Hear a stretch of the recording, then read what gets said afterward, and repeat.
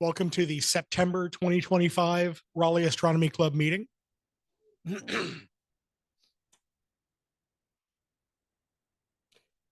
Welcome, everyone. Any new members we have tonight? Welcome. Please, during the break, chat with people. I know you grabbed some food, which is nice, but do chat also.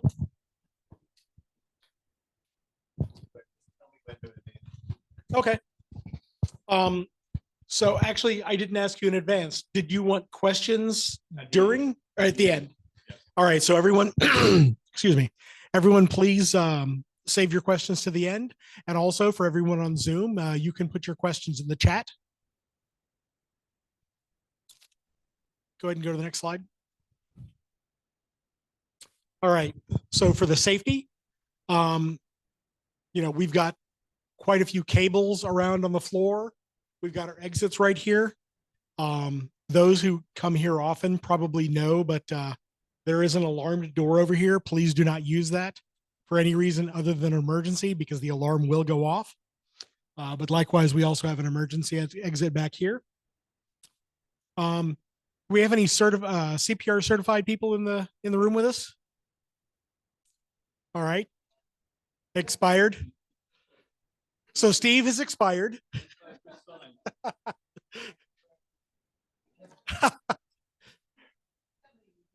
Can I get a volunteer for an emergency caller? All right. You.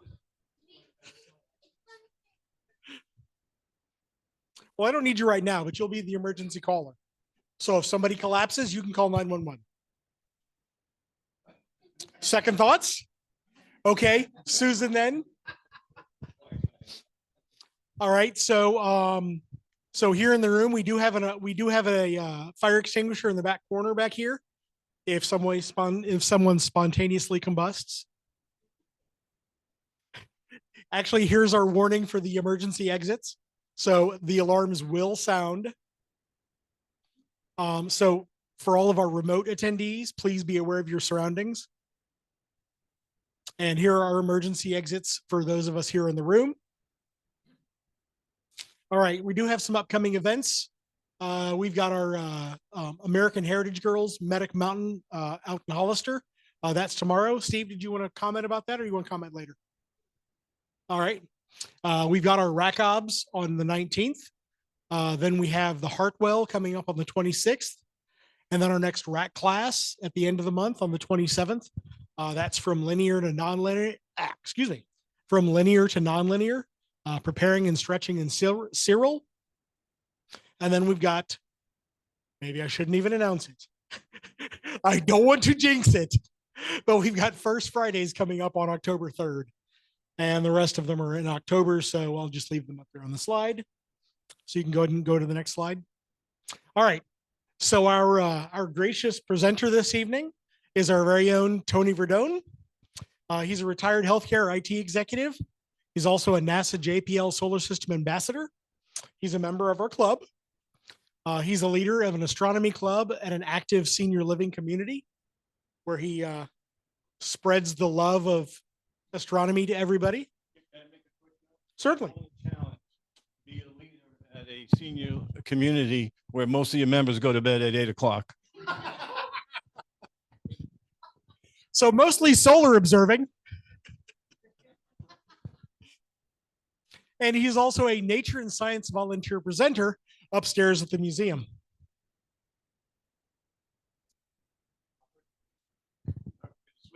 Yep. All right. And you were going to use this, or did you get the wearable mic? I'm going to use that.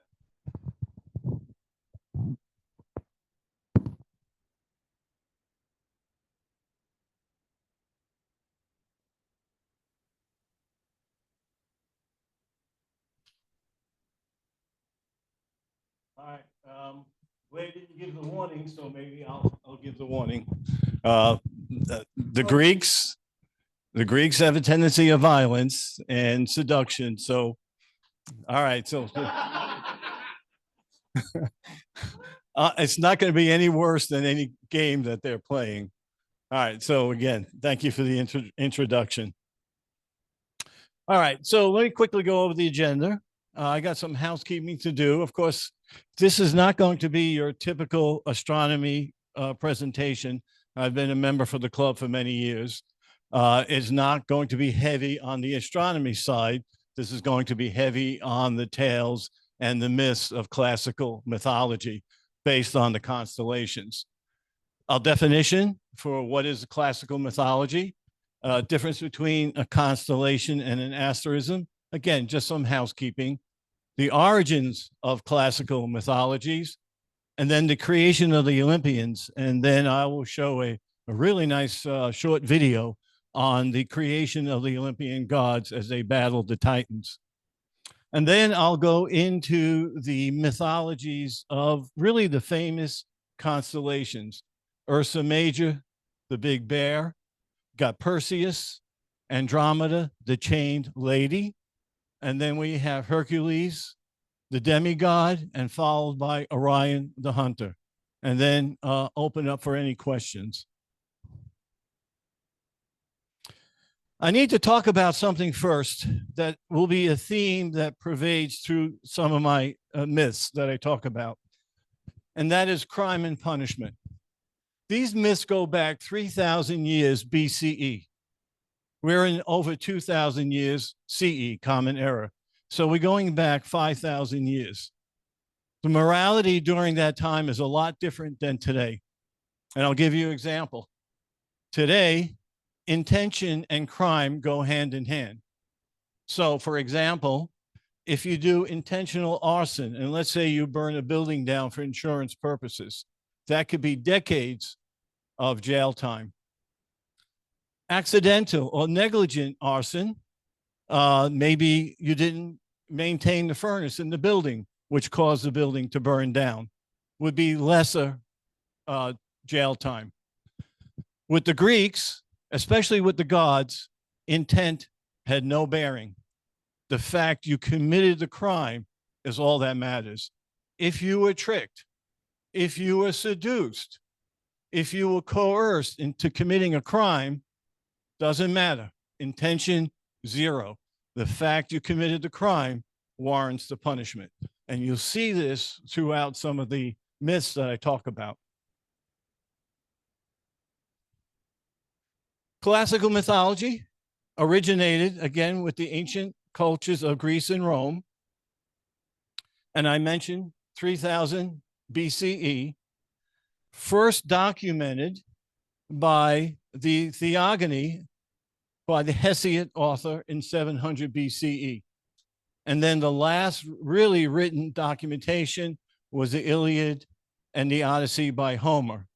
And then in between, there were various different poets, for example, Ovid, who was a Roman poet. All right, let's see if we get this to play. I wanted to show you how the Olympian gods were created, and they were created through a battle with the Titans. So let me get this video up. The establishment of order by Zeus. The establishment of order by Zeus is a key event in Greek mythology, symbolizing the transition from chaos and conflict to stability and governance under the Olympian gods. Here is an overview of how Zeus established order. After escaping from being swallowed by his father Cronus, Zeus grew up in hiding under the care of the nymph Amalthea. When he matured, he returned to confront Cronus. With the help of his mother Rhea, Zeus tricked Cronus into drinking a potion that made him vomit up his siblings, Hestia, Demeter, Hera, Hades, and Poseidon. Zeus then led his siblings in a 10-year war against Cronus and the Titans, known as the Titanomachy. With the aid of the Cyclopes, who forged Zeus's thunderbolts, Poseidon's trident, and Hades's helm of invisibility, Zeus emerged victorious. After the Titans were defeated, Zeus and his brothers divided the cosmos among themselves. Zeus, the sky and supreme rule over gods and humans. Poseidon, the sea. Hades, the underworld.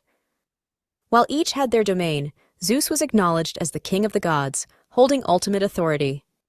Zeus confined the defeated Titans to Tartarus, a deep abyss in the underworld, and set the Hecaton Curies, hundred-handed giants, as their guards to prevent rebellion. This act solidified his control over the cosmos and eliminated threats to his rule. Zeus established his court on Mount Olympus, where he ruled alongside other Olympian gods, including Hera, queen of the gods and goddess of marriage; Athena, goddess of wisdom and strategy; Apollo, god of the sun, music, and prophecy; Aphrodite, goddess of love and beauty; Poseidon, god of the sea; Demeter, goddess of agriculture. Zeus maintained order among gods and humans, enforcing justice and punishing transgressors, whether they were mortals or divine beings. Justice and authority. Zeus became a symbol of fairness and authority, wielding the thunderbolt as a representation of his power. Harmony among gods. Despite occasional conflicts, the Olympians functioned under a structured hierarchy led by Zeus. Mediation between realms. Zeus's leadership united the heavens, earth, and underworld under a single cosmic order. Zeus's establishment of order not only marked the rise of the Olympian gods, but also shaped the foundation of Greek mythology, symbolizing the triumph of reason and justice over chaos and tyranny.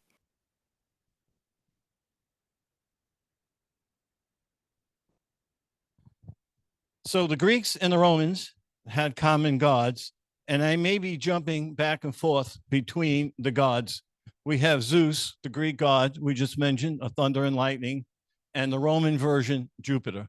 Hera, who was the wife and sister of Zeus, and this is not uncommon with the gods that the brothers and sisters marry. And Hera, again, was the goddess of marriage and women and children, and the Roman version is Juno. Poseidon is the god of the sea. The version Neptune is the Roman version. And then we have Hades, the god of the underworld, which was known as the Taurus, and Pluto, the Roman version.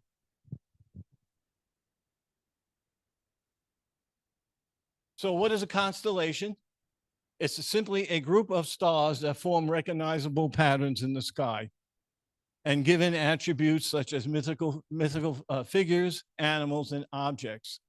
Now, to us humans, those stars appear close together, but in reality, they can be very far apart, thousands and millions of light years apart. But then our celestial sphere, we see it as kind of a flat dome, and these are recognizable patterns. There are 88 known constellations that were defined by the International Astronomical Union to give consistency to the constellations. So when astronomers were talking to each other and referencing a constellation, they're referencing the same constellation.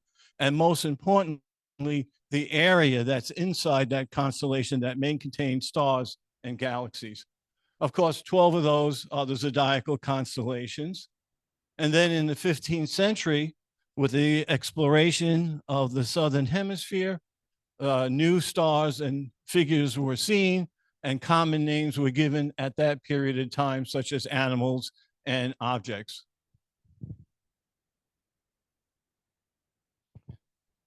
Want to just clarify the difference between a constellation and an asterism. That term, a couple of gentlemen were talking about that. So an asterism is a recognizable pattern, but it's not a constellation. Famous asterisms are the Big Dipper, which is part of Ursa Major. Orion's belt made up the 3 stars. And then you have the Summer Triangle, which is not part of a constellation, made up of Vega, Altair, and Deneb. Okay, some trivia. Let's have some fun. Who's this? Atlas. Where's anyone know where it's located? New York City, Rockefeller Center. Atlas was a Titan, and Atlas fought against the Olympian gods. Zeus, who, when he was victorious, condemned all the Titans to Tartarus except for Atlas.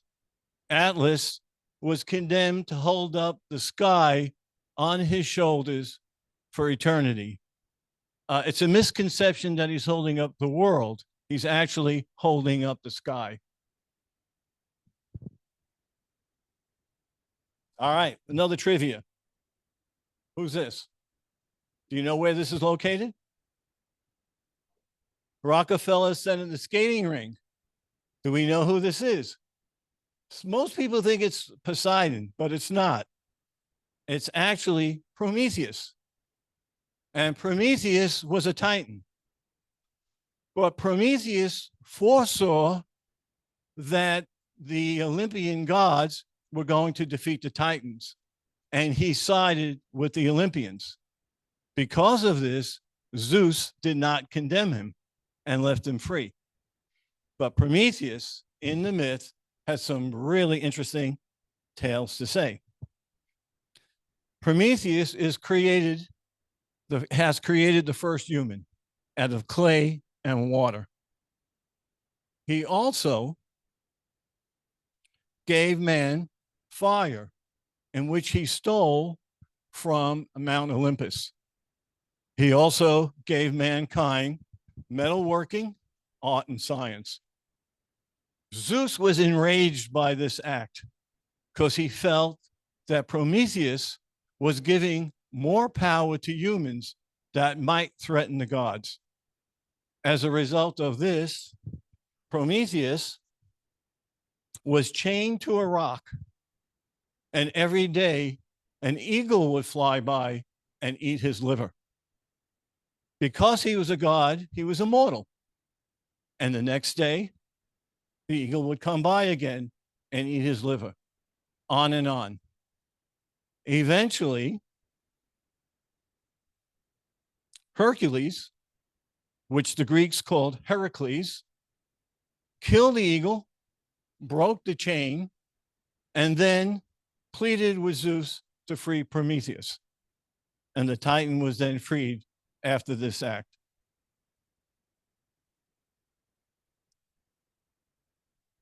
Now we have the Pleiades, the seven sisters, which I know as our fellow amateur astronomers is Messier M45.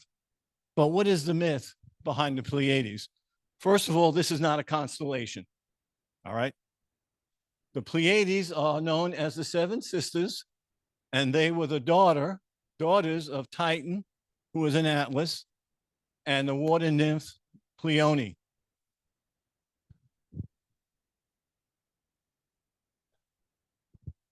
To the human eye, to the naked eye, without the aid of a telescope,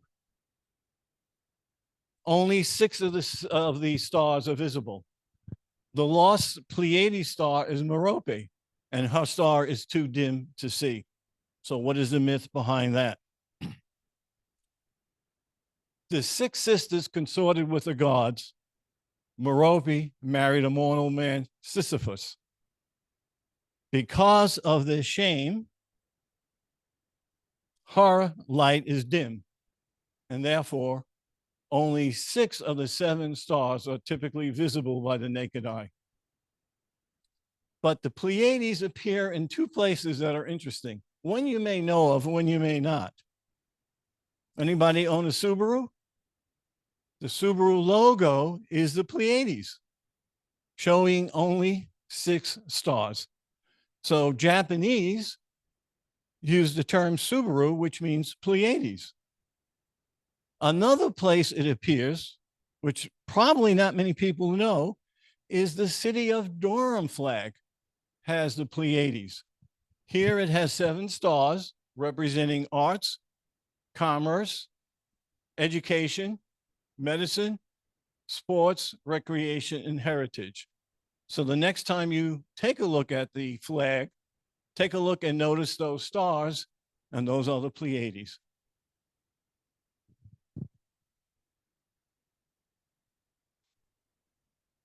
So let's continue the story of Pleiades. Orion the hunter came across the 7 beautiful sisters and started pursuing them. Because their father, Atlas, if you recall, Atlas is a father, could not save them because he was holding up the sky on his universe, the 7 sisters pleaded with Zeus to save them. Zeus turned them into 7 doves, and they flew up into the sky to become the Pleiades. Later, when Orion's constellation was made by Zeus, the Pleiades rise in the evening and cross the sky.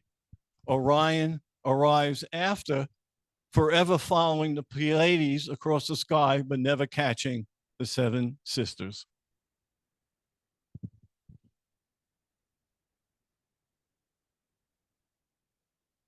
Now we talk about Ursa Major, and here's the constellation. Now, some of the constellations to a human, you can say, yeah, it kind of looks like that.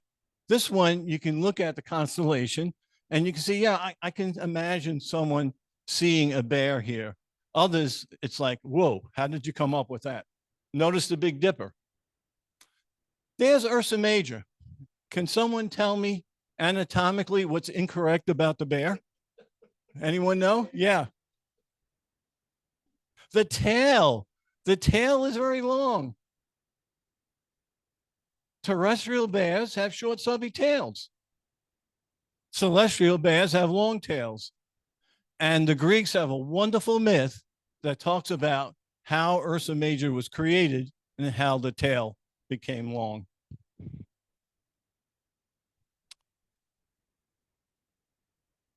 We start with Callisto of Arcadia. Callisto was a member of the sect of Diana, the goddess of the hunt and the wild animals. To be, and this is a sect of women, to be a member of this sect, you must be a virgin. Callisto was one of the favorites of Diana. Jupiter, surveying the earth, and you'll see that Jupiter, pretty wild guy, came across Callisto and fell in love with her. He changed himself into the image of Diana, and he started caressing Callisto in a way a goddess would not caress one of her followers. Callisto realized that this was Jupiter and tried to fend him off and failed.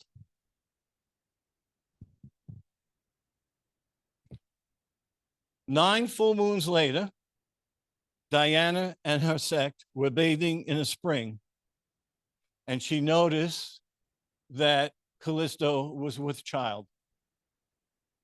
Because of this, she was banished from the sect. Shortly after, she gave birth to an infant boy, Arcus. Juno, the wife of Jupiter, realized that Arcus was the illegitimate son of Jupiter and had to punish Callisto. Again, back to the theme. She's innocent. She didn't do anything wrong, but the fact that she committed the crime resulted in the punishment. So what did Juno do? She changed Callisto into a bear. Her beautiful skin became shaggy fur. Her hands became claws, and her mouth gaping jaws. Callisto became a bear.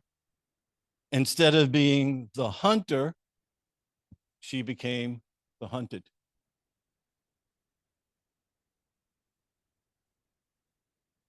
Years later, Callisto as a bear came across a young man. This young man was Arcus, and she realized it was her son. So she reared up on her hind legs, pulled up her forelegs to hug her son, Arcus. Arcus did not know this was his mother. He feared his life and drew an arrow in a bow to kill the bear that he felt was going to kill him. He was about to shoot the arrow when Jupiter noticed what was going on. He came down and intervened, and he grabbed the bear by the tail, flung it around, swinging it around, and throwing it up into the sky, stretching the tail to be the long tail it is today. Later, Arcus was changed into a bear. He was flung into the sky to become Ursa Minor.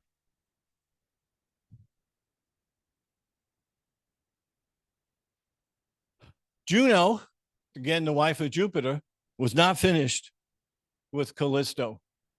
She saw that the bears were in the sky, and she made them circle the polar star at that time, never to dip into the cool waters of the earth, never to go below the horizon.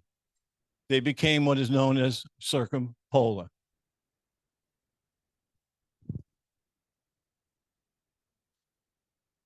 Now we come to Medusa.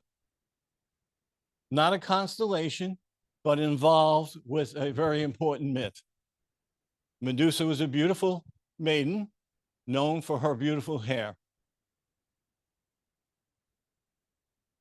Unfortunately, she caught the attention of Poseidon, the god of the sea. Poseidon chased her and caught her in the temple and seduced her. Well, Athena could not accept this desecration in her temple. Well, she couldn't punish Poseidon because he was a god. Again, she had to punish Medusa, who was innocent intention-wise, but according to Juno, committed the crime. She changed her hair into poisonous snakes. Her skin became a hideous creature, and her eyes were in such a way that any living creature that looked in her eyes would be immediately turned into stone. Now, Medusa is not a constellation, but she's involved in a very important constellation myth. And this is the myth of Perseus. I'm not sure how they got a person out of this myth, but someone said, yep, this is Perseus. So the myth of Perseus starts with Danae, who was a daughter of King Acrisius of Argos. Danae was childless. She had no children.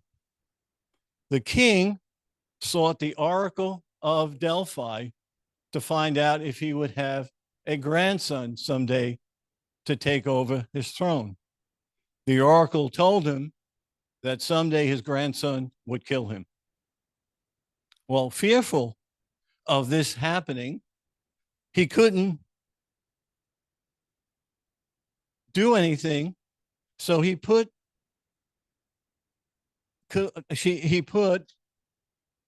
Danae into a bronze tower in the courtyard to prevent her from having any children.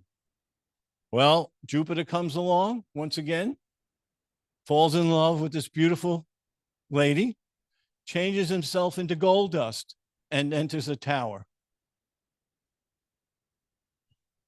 Of course, 9 months later, she gives birth to a son, Perseus. The king couldn't kill Perseus because he was the son of a god, and he certainly wasn't going to kill his daughter. So he placed them in a wooden chest and sent them off to sea. They landed in a land of Seriphos, where a fisherman, Dictys, took them under his wing and raised Perseus to be his own son and Danae to be his daughter. Perseus grew up to be a fine young man under the tutelage of Dictys. Dictys' brother was the king of the island, Polydectes, and he became inflamed with Danae, and he wanted to marry her. She had no interest in the king, and the king felt that this pesky youth was the reason why she wouldn't marry him. So he gave Perseus a task or a labor to complete to prove he was worthy to be the son of a god. He told Perseus to go to Africa and return the head of Medusa in a bag. He felt the youth would not complete this task, and he surely would die with Medusa's stare. and therefore he would get rid of the youth and be able to pursue Danae and marry her. However, the king did not realize that Perseus was a favor of the gods. Hermes, the messenger god, gave Perseus a curved sword and winged sandals to make him be able to fly.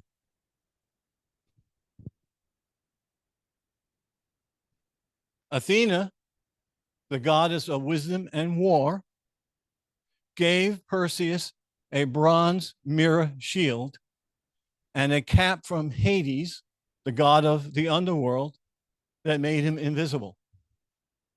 With these weapons, he then traveled to Africa into the den of Medusa, because he was able to fly around, and because he had the hat on, he was invisible, and he used the bronze shield to look at the image of Medusa so he wouldn't be turned into stone, and then proceeded to sever her head to complete the labor. But this doesn't complete the tale of Perseus. He's involved in several other myths. These myths involve several constellations: Perseus, Andromeda, Cassiopeia, Cepheus, and Cetus. Cassiopeia and Cepheus were the king and queen of a mythical kingdom called Ethiopia. But this is not the modern day Ethiopia. This was a mythical kingdom off the Palatine coast of modern Israel. There's Cassiopeia.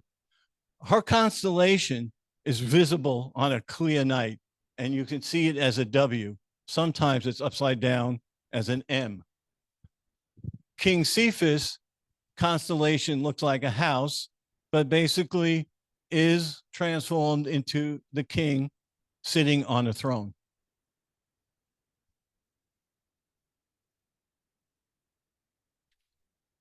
This is the sea monster Cetus, and you look at the constellation, and yeah, I can see someone interpret this as a sea monster, and we'll see how Cetus plays within the myth of Andromeda.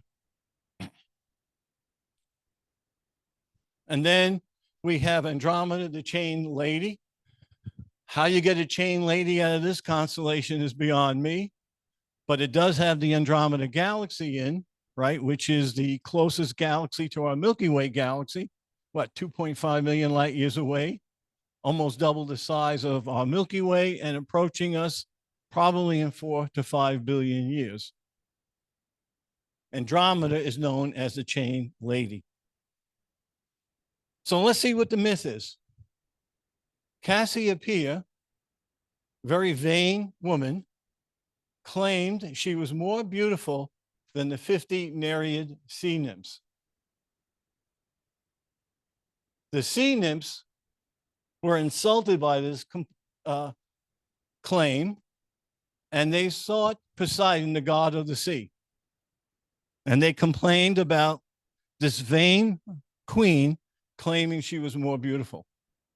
Well, Poseidon could not let that go, and shaking the brine of the sea, he created the sea monster Cetus, who terrorized the population on the coast of Ethiopia.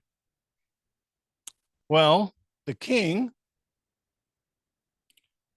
Cepheus, had to figure out how he can save his kingdom. He went to the oracle of Ammon, and the oracle said, the only way that you can save your kingdom from the beast was to sacrifice your daughter, Andromeda. So Andromeda was chained to a rock by the sea, awaiting her fate when Cepheus would appear. It so happened at this time, Perseus was returning from Africa with the head of Medusa in a bag. Some myths have him flying with the winged sandals. Other myths, and they're all different myths, different variations, had him on Pegasus, the winged horse, which was born from the blood of Medusa's head. Perseus looked down and he saw this motionless figure chained to a rock, and he first thought it was a statue. Perseus then saw the hair blowing in the wind and the face was crying, and he realized that it was a woman chained to a rock. He flew down next to her and he asked her why she was chained. She was shy at first, but she relented, and she told Perseus because of the queen's vanity, she was condemned to die by the creature Cetus. Perseus immediately flew to the king and queen and said he would save them, save her daughter, if he would have her hand in marriage. They had no choice to accept. So Perseus flew back to Andromeda. He flew back next to her, told her to cover her eyes, and when Cetus approached, he took out Medusa's head and turned Cetus into stone. Thereby having the hand of Andromeda in marriage. But this is not the end of Perseus. We still have some loose ends for Perseus: the revenge and the prophecy. Perseus returned back to Seriphos and found that the king, Polydectes, was threatening his mother. He took out the head of Medusa, flashed it to the king, and turned the king into stone. And then his stepfather, Dectus, became the king. Perseus then returned to Argos. King Acrisius, knowing that Perseus had completed the task, fled Argos and went to Thessaly. It so happened later on, Perseus was also in Thessaly. And at that time, the current king of Thessaly was holding games in honor of his father's funeral. Perseus entered the games and he entered the discus event. Because of his superhuman strength, being the son of a god, he flew the discus and it flew wildly off path. He struck an old man in the crowd and killed him instantly. That old man was King Acrisius. So the prophecy was fulfilled, even though Perseus had no intent of killing his grandfather.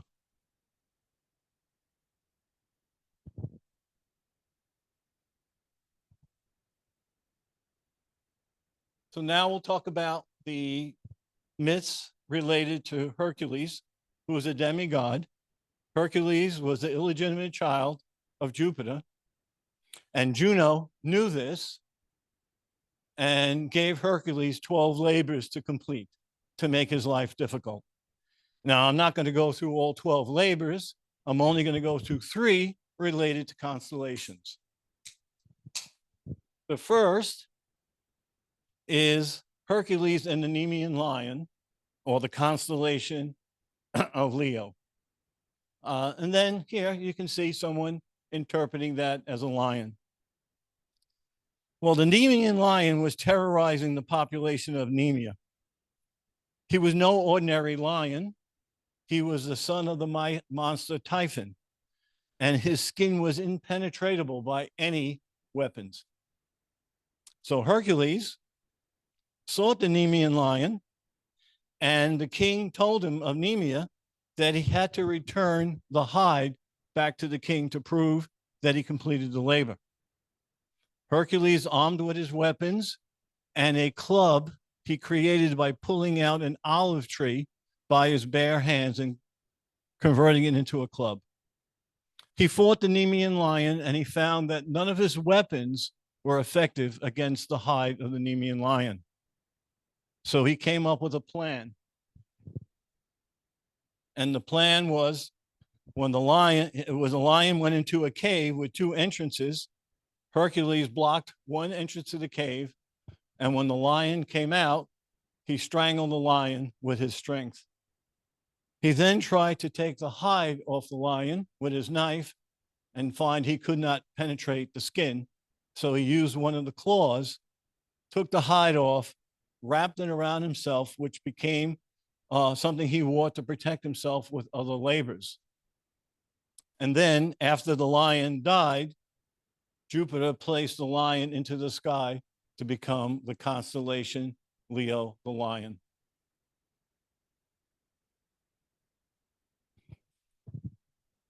Another labor, Hercules, was to kill the nine-headed serpent Hydra. The serpent was created by Juno to kill Hercules. Hercules found the nine-headed dragon and started battling with the dragon, which each head can spew poison fumes, and one of the heads was immortal. Hercules, with his sword, severed her head, and 2 or 3 heads grew up in place. And Hercules realized he could not kill Hydra this way. So he sought the help of his nephew Iolaus, who came up with the idea to use a firebrand to scorch each stub after Hercules severed the head. So Hercules would cut off a head, and then Iolaus would put a firebrand and scorch the stump. Juno, seeing that Hercules was winning the battle, sent a giant crab to kill Hercules, and Hercules killed the crab by stomping on him with his foot. Eventually, Hercules cut off the last immortal head, the last head, which was cauterized. And because it was immortal, he placed it under a rock, and he used the poisoned blood to coat the tips of his arrows for his future labors.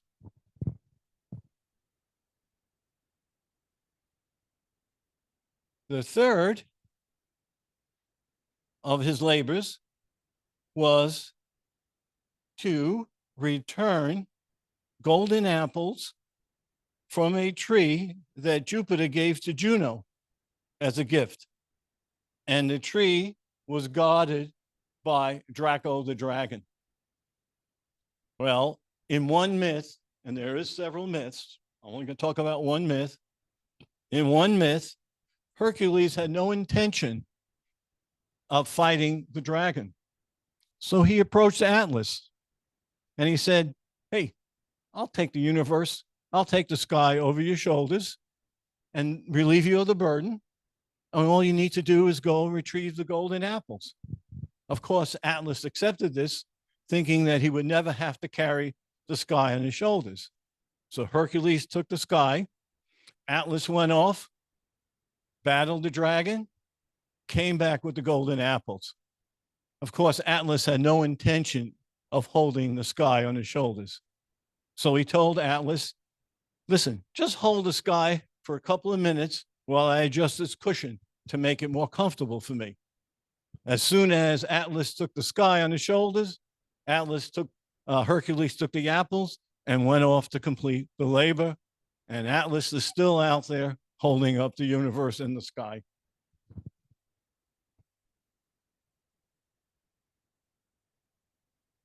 Here's Orion the Hunter. This is a beautiful constellation. And we see Orion mostly in the winter.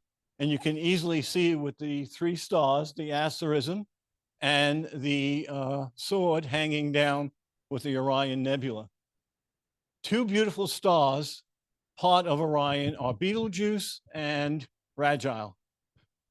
I love Betelgeuse. I'm going to put my astronomy cap on now.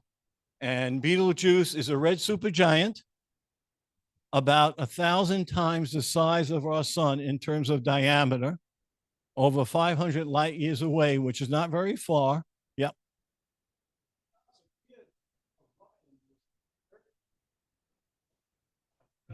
Right. Yeah. Yeah. It's easy to see this one. So I was doing a presentation to the Sanderson High School Astronomy Club, and I really wanted to convey to them, what does it mean to be 1,000 times the size, the diameter of the sun? Oh, by the way, a Betelgeuse is supposed to supernova in the next 100,000 years. So it'll be bright at night like the moon, and during the day, you'll be able to see it. And you might want to have SPF 1 million handy just in case that happens when you're around. But I wanted to convey to the students, really, what does it mean? And I came up with this image of Jupiter of Betelgeuse being placed where the sun is today, and it would encompass the orbit of Jupiter. And that is one large star. All right, let me continue. All right, so now we have a couple of constellations as I'm getting to the tail end of my presentation. We have Scorpius, which is Latin for scorpion. And looking at this constellation, yeah, you might come up with a scorpion. And then we have Ophiuchus, the serpent doctor, who is able to cure illnesses and actually is able to raise the dead. The interesting thing about Ophiuchus is that one of his legs crosses the ecliptic. So what does that mean? The 12 zodiacal constellations cross the ecliptic, which, as we know, is the path the sun takes around the earth. So to be a zodiac constellation, you must be in the ecliptic. Well, Ophiuchus's foot crosses the ecliptic. And to some people, that's the 13th constellation. The Greeks did not go along with that because they felt that 13 was an unlucky number. Ophiuchus, if you were born in late November and early December, you would be under the sign of Ophiuchus, which today is basically Sagittarians. But this is the serpent doctor. So the story goes with Orion. Orion claims to the goddess Artemis, who's the goddess of wild animals of the moon, who's Artemis's brother? Apollo, all right? Apollo the sun, the god of the sun, Artemis the god of the moon. Orion claims to Artemis that he's going to kill every animal on earth. Well, Artemis, fearful of his ability, sends a scorpion to kill and battle Orion. The two battle, and Orion defeats the scorpion, but is mortally wounded. Fortunately for Orion, Ophiuchus happens to be handy around him and cures him, bringing him back to life. After Jupiter places Orion in the sky and Scorpion in the sky, and Orion, the constellation, hunts in the winter and then goes below the horizon in the summer when the Scorpion rises as a constellation. So the two are never together in the sky at the same time.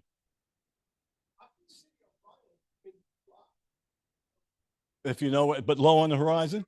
Yeah. All right, now we have Taurus the bull. Don't quite know how you get a bull out of that, but someone did.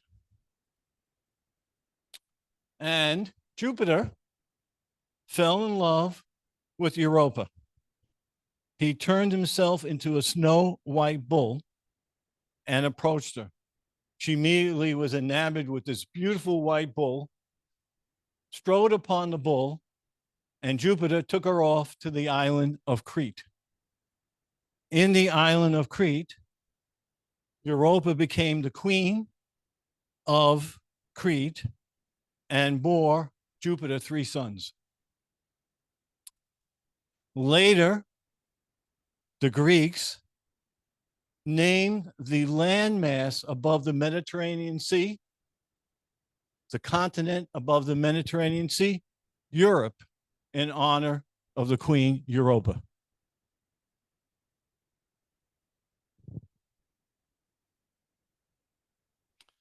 Here we have Cygnus the Swan. This again is a stretch of the imagination, where Deneb is the tail and Alberio is the head. And Cygnus the Swan plays in several myths dealing with constellations. Jupiter, once again, hot-blooded Jupiter, sees a beautiful maiden, Nemesis, and changes himself into a swan. He then convinces Venus, who's the Roman goddess, and Aphrodite is the Greek version, to change into an eagle and pursue him. He flies into Nemesis' arms to protect him from the eagle. Of course, he seduces Nemesis.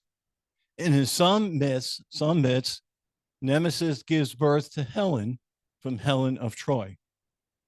In other myths, she is the sister of two twins or twin boys, which would be the last constellation I'll talk about, and that's Castor and Pollux, the twins. And here, if you take a look at the constellations, you can see, yeah, I can see stick figures and Castor and Pollux. So what is the myth? Well, Jupiter fell in love with Leda, and he approached her one night as Cygnus the Swan and slept with her. That same night, her husband slept with her. As a result of that night, she gave birth to two boys, Castor and Pollux. Castor was the son of her husband, and he was mortal. Pollux was the son of Jupiter and immortal. The two boys grew up to be the best of friends as men. In fact, they also were on the Argonaut and sailed with Jason in the Argonauts to search for the Golden Fleece. In a battle over women or cattle, Castor was killed. Pollux pleaded with Zeus to make his brother immortal. And Zeus made it so that on alternate days, Castor and Pollux would spend a day in Hades and then the next day in Mount Olympus. Eventually, Jupiter put them into the sky as the Gemini twins in honor of brotherly love. So with that, I complete the tales. So in conclusion, the constellations tell wonderful tales of the Greek myths. And I know I went through a lot, but there's three that perhaps you can remember because they're so easy to see. You have Ursa Major and Ursa Minor, and think of Callisto and her son Arcus being transformed into bears. And then you have Orion the hunter, forever chasing the Pleiades across the sky and fighting Scorpius, again, not being in the sky at the same time.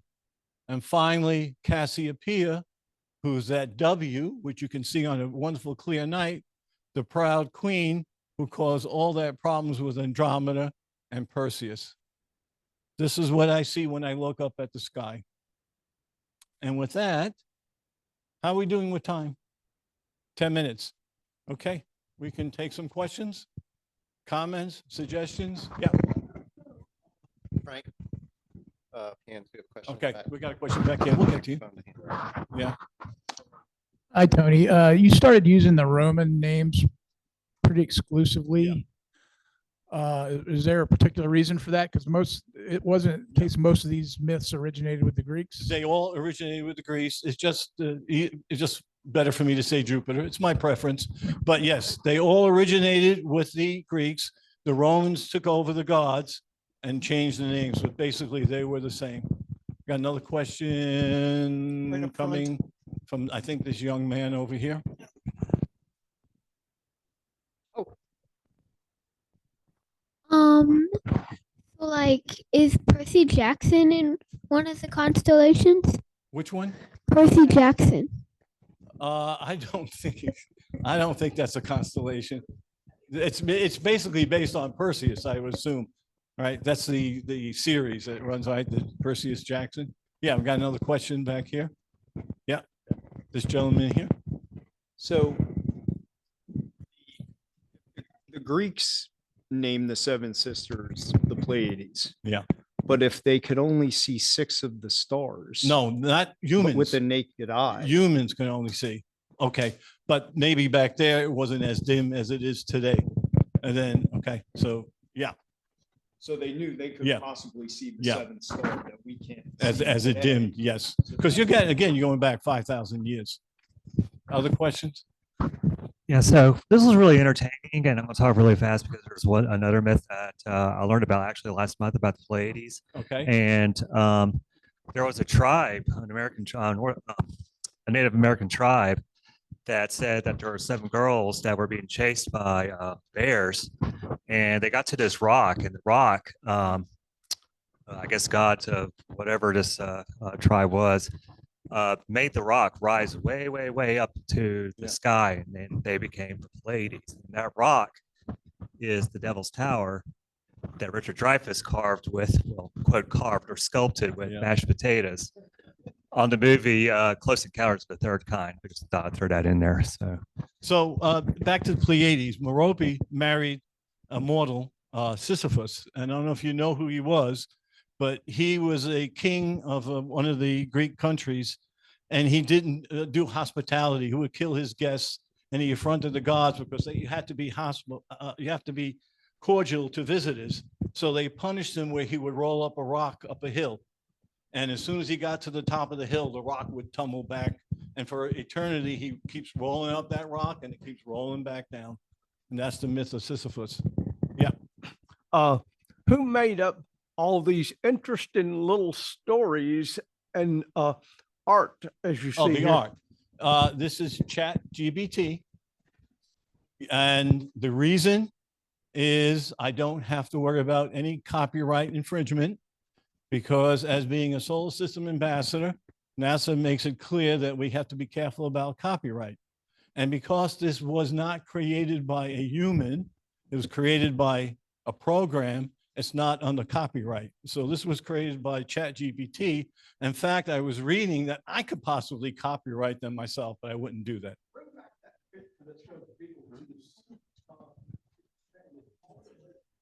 Beetlejuice. Oh, the star? Yeah. Okay. Ah, there it is. That's ChatGPT. It's amazing. I mean, it's just incredible. How many people use ChatGPT? You know, just quite a few people. It's amazing. Yeah. Any other questions? Yeah, any other questions? I guess. Right. I'll give you the corporate rate. Don't worry. We got another question? Yeah, at the very beginning, you said the International Astronomy Union, IAU, had designated 88 Right. constellations. Yes. And then the other, 50 for the Southern Hemisphere? Yeah. Whatever it is. So obviously the Greeks and the Romans weren't the only cultures looking at the sky, Right. defining constellation, or any of the ones that are officially designated not Greek and Roman, or not Of the or not European, of say. the 48, I would Yeah. imagine so, but offhand, I don't know. Okay. Don't know. Any other questions I can't answer?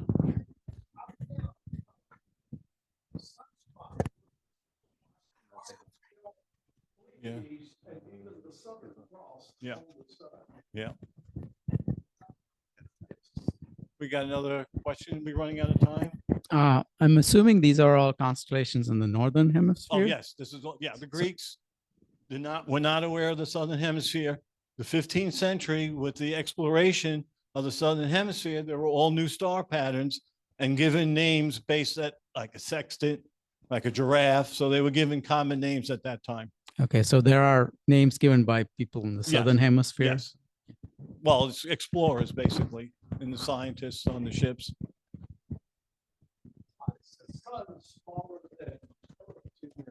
Well, that you'll have to ask ChatGPT, but I mean, you have to be very clear what you say. So when I was telling ChatGPT that, let me just say this. So you got to be clear how you write the question, because originally I said, okay, now create Hydra's head, cauterized and a stump. And then the image that came up was Hydra and then a tree stump underneath Hydra.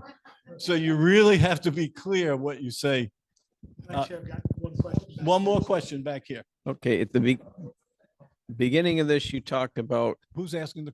I'm over here. Oh, At the okay. beginning of this, you talked about the timing of 3000 BC when BCE. these, Yes. okay, BC, which is 5,000 years ago. I didn't think the Greeks went back that far. Did they get Yes, some of this? oral transition. Yeah. Originally, it was just oral transition or oral tradition, and then finally written. Okay, yeah. so it was Whatever potentially previous whatever the civilizations, colonies were they at that picked it up. time. Yeah. Okay. All right. And do you have time for one more quick question? Yeah. Do you want to get? Okay. I don't know about Perseus Jackson. How come there are two Venuses and two Earths? That's a good question. Yeah. That's ChatGPT. That's ChatGPT. Yeah. All right. Is that it? Looks like one more. Hang on a Oh yeah, second. we're gonna get. Let me get this picture. No, off. no, no, no. Don't scream. didn't see People on that. Zoom can't hear I you. didn't see. I didn't see that. It was like 2:00 in the Um, morning. I didn't see that. Not to fact check or put too fine a point on things. Yeah. But I just quickly looked it up because I was curious. Yeah. There are nine Out Venuses.